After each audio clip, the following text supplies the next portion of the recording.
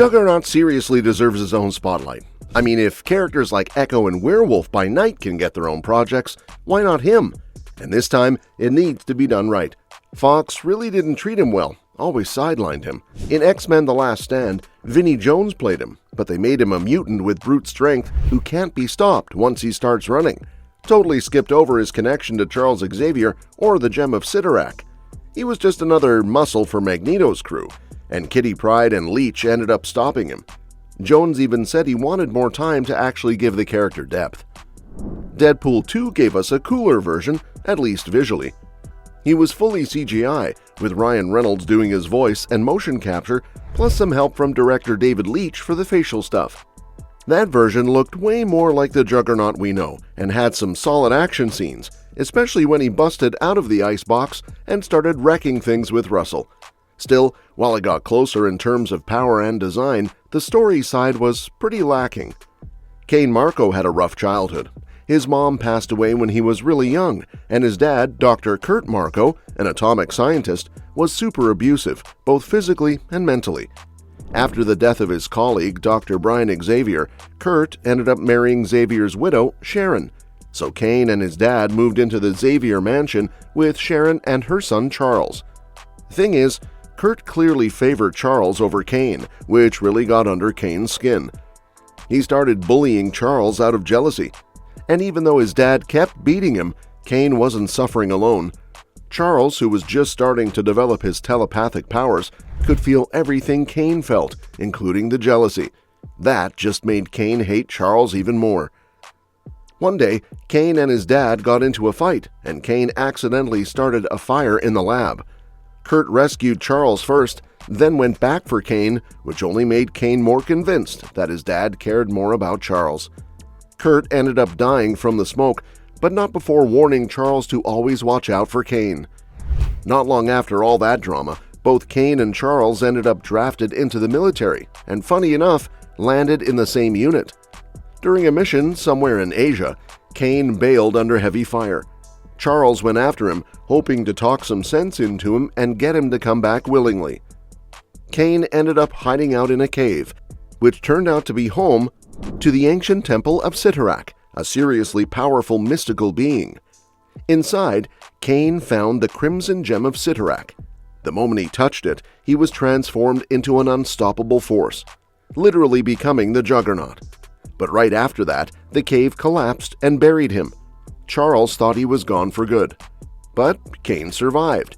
He eventually dug his way out and made it back to the US, now powered up and out for revenge against Charles. Still, every time he tried to take him down, the X-Men stopped him, mutants who followed Charles's dream of humans and mutants living in peace. After all the failed attempts, Kane teamed up with a mutant mercenary named Black Tom Cassidy, and the two quickly became some of the most dangerous and wanted criminals out there. After years of being a major villain, Kane got zapped into an alternate universe, where he ended up joining a team of heroes called the Exiles. Eventually, he made it back to his original universe, just in time to get literally thrown from Canada to New York by a powerful being named Onslaught. When the X-Men found him, they brought him back to Charles's mansion for medical help.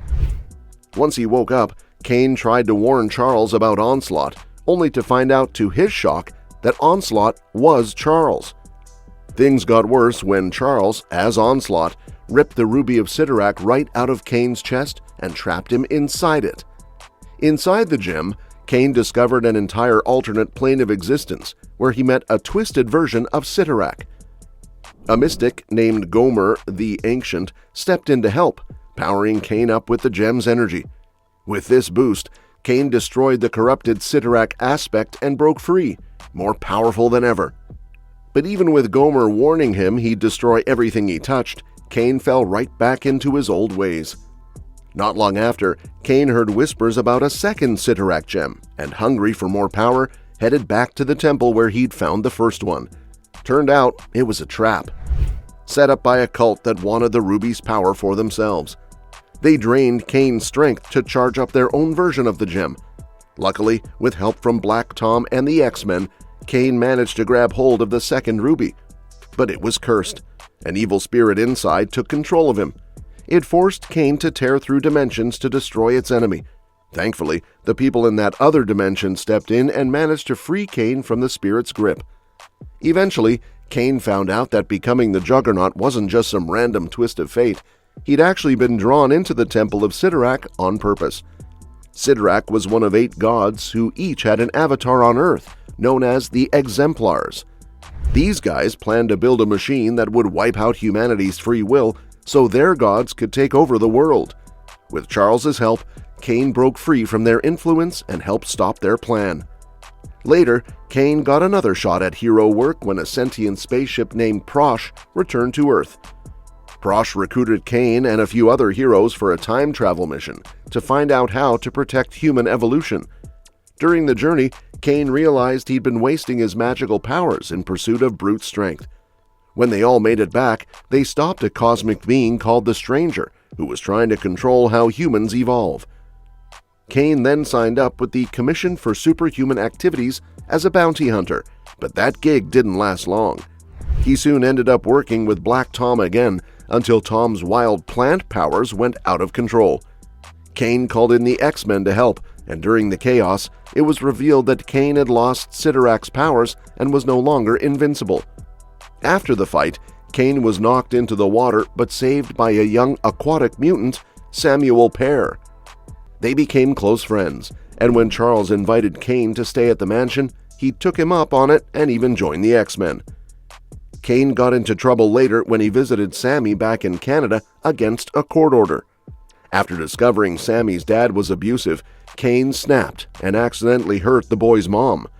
A lot of this would actually make for a solid Marvel storyline, especially if they're putting together a presentation or miniseries. And honestly, Alan Ritchson would be a legit great pick for Juggernaut, no joke. But only if they lean into Kane's emotional depth and inner struggles, not the over-the-top goofy stuff. Otherwise, like I said before, it's just a wasted opportunity. If you're going to cast someone like Ritchson, you gotta give him something meaningful to work with. I'm also really hoping they finally give Juggernaut more to do in the movies. He's always been one of my favorite X-Men characters, and it's about time he got treated like more than just a background brute. Well, that's it for today. What do you think? Should Marvel give Juggernaut his own solo project, or maybe a series to really explore his story? Drop your thoughts in the comments. And hey, don't forget to hit that subscribe button. We've got plenty more Marvel updates and other epic movie news coming your way. Thank you so much for watching today, and we will see you in our next video.